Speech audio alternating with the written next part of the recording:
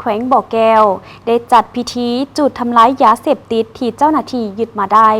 และผ่านการตัดสินของศาลประชาชนอย่างเด็ดขาดจำนวน11ต้น125 กรัมกับ225.2 กรัมเนื่องในโอกาสวันแห่งสตาร์ต้านยาเสพติดวันที่12 ตุลาคม 2025ครบรอบ24 ปีแขวงบ่อแก้วได้จัดพิธีทำลายยาเสพติดที่เจ้าหน้าที่ยึดได้และโดยผ่านการตัดสินของศาลประชาชนอย่างเด็ดขาดจำนวน11ต้น125 กรัมกับ225.2 กรัมขึ้นโดยการเข้าร่วมของพลจัตวาแป้นคำบุตรจันแพงเลขาคณะบริหารงานพรรคแขวงรักษาการเจ้าแขวงบ่อแก้วมีบรรดาการนำของแขวงเมืองพนักงานราชการทหารตำรวจรัฐวิสาหกิจนักธุรกิจนักเรียนนักศึกษาองค์การจัดตั้งสากลองค์การปกครองบ้านพร้อมด้วยพ่อแม่ประชาชนบรรดาเผ่าเข้าร่วมในพิธีพลจัตวาสุขพัชจันทร์ศิลาเพชรรองเลขาพรรคแขวงรองเจ้าแขวงบ่อแก้วได้กล่าวปราศรัยในวันแห่งชาติต้านยาเสพติดครบรอบ24 ปีและการจัดตั้งปฏิบัติ2วาระแห่งชาติให้ฮู้ว่า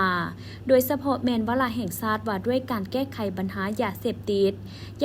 ดประเภทต่างๆได้กลายเป็นภัยพิบัติรวมของมวลมนุษย์ซึ่งส่งผลสะท้อนโดยกลุ่มต่อเศรษฐกิจสังคม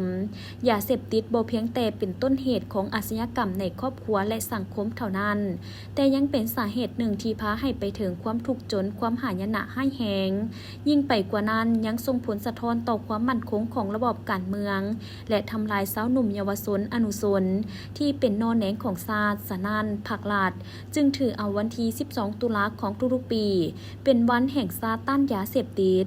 ปีนี้แขวงบ่อแก้วได้จัดพิธีจุดทำลายยาเสพติดที่เจ้าหน้าที่ยึดมาได้รวมมียาบ้าจำนวน68 ล้านกว่าเม็ด3 ก้อน14หลอดมีน้ำหนัก 7,325 กิโลกรัม601.8 กรัม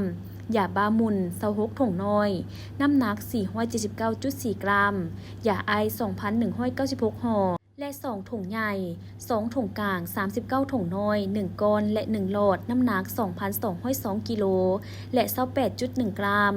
คาเฟอีน22 ถุงใหญ่และ6 เม็ดน้ำหนัก2 กิโล